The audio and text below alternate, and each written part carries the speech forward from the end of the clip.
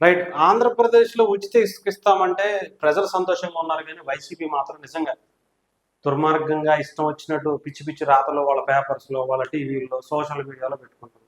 దీని మీద నారా చంద్రబాబు నాయుడు గారు కొన్ని వ్యాఖ్యలు చేశారు నిజంగా చెప్పిన వాళ్ళని పెట్టుకోవాలి కాబట్టి ఫ్రీ స్విచ్ ఆఫ్ అందరూ ప్రజలు హ్యాపీగా ఉన్నారు. వైఎస్ఆర్ కాంగ్రెస్ లో కొంతమంది మాత్రం కడుపు నొప్పి వచ్చేసింది. అది చూసిన తర్వాత ఉంటాయి సమస్యలు ఉంటాయి. Will do it. దాన్ని ఇంకా మాస్టరైజ్ చేయాలి. ఎక్కడ ఎవ్వరు కూడా మిస్యూజ్ చేయకుండా దాన్ని ప్రాపర్ గా ప్రజలకు అందే విధంగా చేయాల్సిన అవసరం ఉంది. Will do it. చాలా చక్కగా చెప్పుకుంటూ వచ్చారు ఆయన. ఇంకా 1/4 వచ్చేసింది. ఎంత ఒక 48 లక్షల మెట్రిక్ టన్ అవైలబిలిటీ ఉందని నాకు ఇన్ఫర్మేషన్ ఇచ్చారు. ఇప్పుడు ఇరిగేషన్ ద్వారా శాండ్ తీసుకునే అవకాశం ఉంది. అంటే పోర్ట్ అండ్ సొసైటీ అయింది. అది తీస్తే ఒక 60-70 లక్షల మెట్రిక్ టన్ వస్తుంది. ఆ రేటుకే వాళ్ళు చేసిన రేటు సీనరైజ్ చేసి ఎక్కడెక్కడ తీసుకున్నాం జిల్లా అడ్మినిస్ట్రేషన్ డిసైడ్ చేసుకుంటారు.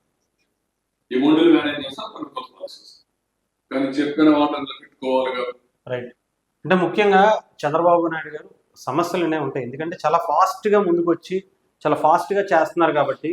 ఎందుకంటే దీనికి సంబంధించి ముఖ్యంగా ఇసుక అనేది ఇప్పుడు మాత్రమే తీయగలుగుతారు. ఇది గోదావరి కృష్ణా నదికి సంబంధించిన పరివాహక ప్రాంతాల్లో ఇసుక ఇప్పుడు కొంచెం ఆ బోట్ల ద్వారా తీసేది మాత్రమే అవుతుంది. ఎందుకంటే నదీ ప్రవాహం ఎక్కువగా ఉంటుంది కాబట్టి దాని మీద కొంచెం ప్రాబ్లమ్స్ ఉంటాయి. ఆ వాటిని కూడా చాలా సిన్సియర్గా ఒప్పుకున్నటువంటి వ్యక్తి నారా చంద్రబాబు నాయుడు గారు.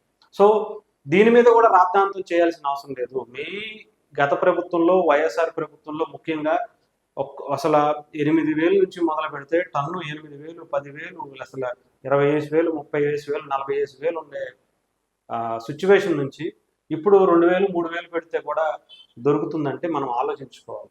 ఇప్పుడు కూడా ఇంకా విమర్శలు చేయడానికే ప్రయత్నిస్తున్న వైసీపీ అంటే దీన్ని మనం పట్టించుకోవాల్సిన అవసరం కూడా లేదు. ఈ 5 సంవత్సరాలు బట్టి వాళ్ళు ఏం చేశారు? వాళ్ళు ఏం చేయలేదు కాబట్టే కదా ఇప్పుడు కొత్త పాలసీ తీసుకొచ్చి దాని మీద క్రియేట్ చేయడానికి రెడీ అవుతున్నారు. ఈ లోపు ఫ్రీగా అందించాలనే ఆలోచన కూడా తీసుకొచ్చారు కదా. పైగా దాని మీద కూడా రాద్ధాంతం చేయడం అనేది అంత కరెక్ట్ కాదేమో అనిపిస్తుంది.